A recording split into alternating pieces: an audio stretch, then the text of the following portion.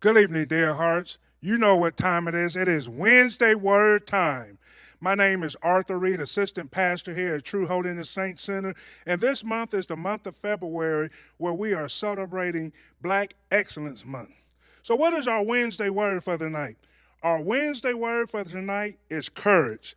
Yes, courage. It takes courage to be the Christian that God has called us to be. It takes courage to be the leader that God is calling us to be in these days' time. So let's look at God's words in Isaiah chapter 41, verse 10, and I'm going to be looking at this from the NIV version. It says, "So do not fear, for I am with you. Do not be dismayed, for I am your God. I will strengthen you and help you. I will uphold you with my righteous right hand." Right from the back, if we're going to have courage in 2026, we cannot be afraid. We have to know that God is with us. But I like what he said next. Do not be dismayed. When you look at that word dismayed, it talks about don't be downcast. Don't be disheartened. Don't allow the enemy or anybody to intimidate you. Don't be troubled with the things you see going on in the world. And definitely don't be sad because God is with you. So what is courage? Courage is the quality of mind or spirit that enables a person to face difficulty, danger, and pain without fear. We got to remember that God has not given us the spirit of fear and to have a spirit of bravery. That's what courage is from the dictionary point of view. But I want to know what courage is from a Christian perspective. And this is just how I see courage from a Christian perspective. It is having a deep faith to surrender to his will, even when we don't understand his plan. That's good teaching. It is having a deep faith to surrender to his will, even when we don't understand his plan for our life. Courage is letting go of everything we think we need to hold on to and trust God and his process. So I want to give us three powerful truths to having real courage. I want to give us three powerful truths to having real courage in 2026. Point number one, let go of control. Yes, you have to have courage to let go of control if you want to see God's promises in your life in 2026.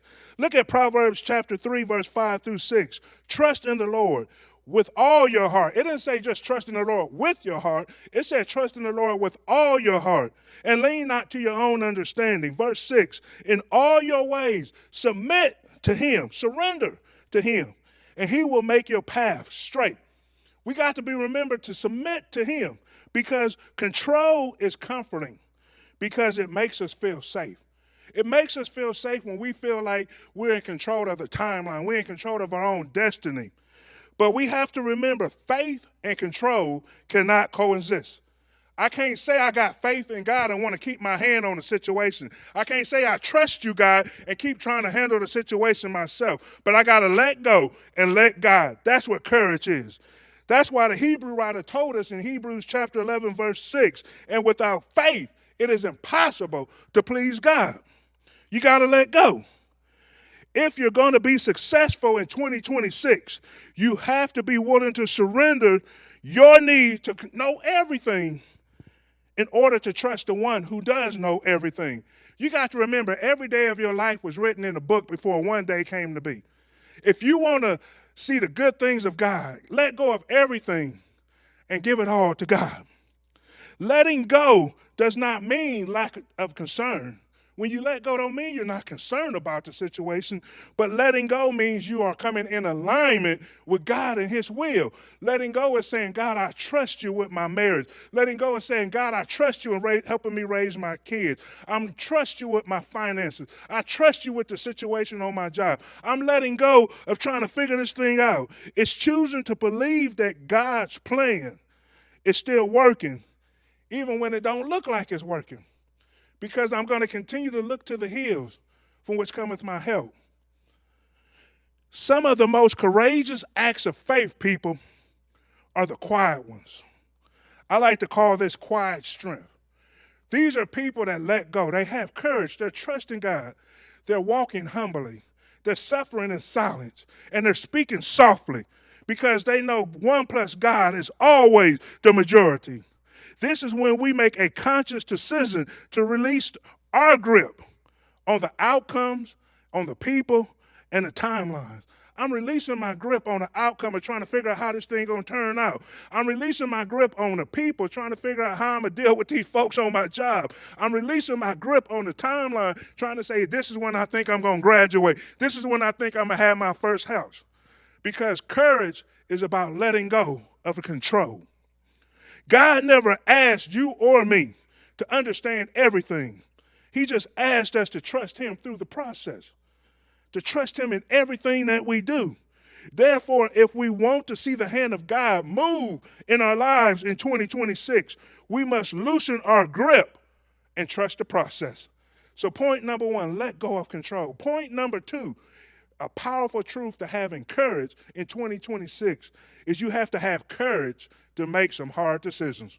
Yes. Oh, yeah, you're going to make some hard decisions in 2026. You think 2025 was tough. If we're trying to go to the next level in God, we got to be willing to make some hard decisions. And I like what James said in the book of James, chapter 1, verse 5. From the NIV version, it says, if any of you lack wisdom, you should ask God, who gives generously to all without finding fault, and it will be given to you. Life demands decisions that sometimes are not going to be easy for us to make. Some choices don't come with a clear right or wrong answer. Most choices come with faith and consequences. Some of the choices I make, I'm not going to understand, but I have to have faith because I've been praying and seeking God, and he's leading me this way. It takes courage to choose God when every other path seems faster or safer. Sometimes God wants to put us in a crock pot, but we got a microwave mentality. We want it done in 5 minutes. But sometimes the best things take time, and we have to trust God when we make our decisions. When you make courageous decisions, sometimes they're not going to always please everybody. And sometimes these courageous decisions are going to isolate you. When you've been praying and seeking God in a decision on where you're going to live or a job you're going to start or who you're going to marry or what school you're going to go to or what major you're going to do, sometimes people are not going to understand why you're doing what you're doing. And you may feel isolated, but that's why wisdom is so important. Wisdom from God does not just guide our steps, but wisdom from God protect our peace. Oh, I like that. See, when I ask God for wisdom, I can't doubt. Because if you read that next verse in James chapter 1, verse 6, it says, when you ask, don't doubt. Because if you doubt, you like being tossed with the winds and the wave. Because it will give you the peace. God will give you peace when you make that decision. Because you have prayed on it. And you understand that you can't put faith and control together. You just totally surrendering it all to God. When you ask the good Father in faith, he promises to respond not with shame, but with clarity. He's going to give you transparent in what you're asking for and let you know this is the path, this is the way you need to go. And you may not understand that way, but it's going to take courage to make those hard decisions. Therefore, don't rush the moment, but trust the process. A lot of times we're making a long-term decision based on a short-term evaluation. You and your wife just had an argument because you put some dirty dishes in the sink after she washed. Now you arguing, you mad, you want to get a divorce. No, just go wash them dishes. Do the right thing. Don't make no long-term decision based on a short-term evaluation. And think about it this way. Before you make your next decision, because we're going to have to make some hard decisions, practice the three P's. I'm preaching more to myself than I'm preaching to you right now. Practice the 3 P's. Pray about it, pause, and then proceed with peace. Yes, prayer still works, but a lot of times we make that our last option in making decisions. That got to be your first option. Pray about it. And when you pray about it, don't just jump up and start going, but take a pause. Wait and see what direction God wants you to go. Because it says that his words is a lamp to our feet and a light to our path. And then when he give you that word, proceed with peace. I think this is a good time for our social media quote. Our social media quote for tonight, when you look at the word courage, is courage isn't about making perfect decisions. Courage is about making surrendered decisions. Yeah, see, we think we know a way that is right for us, but it's God's ways that's going to lead us where we need to go. Courage is not about making perfect decisions. It's about making surrendered decisions. It's about saying, Lord, just like what Jehoshaphat said, if you look at 2 Chronicles chapter 20, verse 12, he said in this word, for we have no power for this vast army coming against us. We don't know what to do, but our eyes are on you. Yes, that's surrendering right there.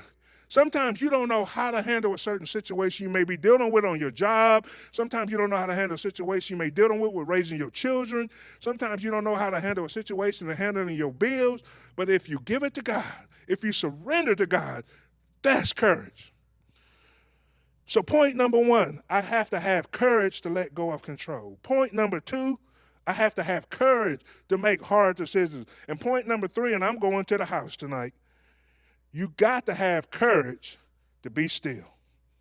That's somebody's word right there.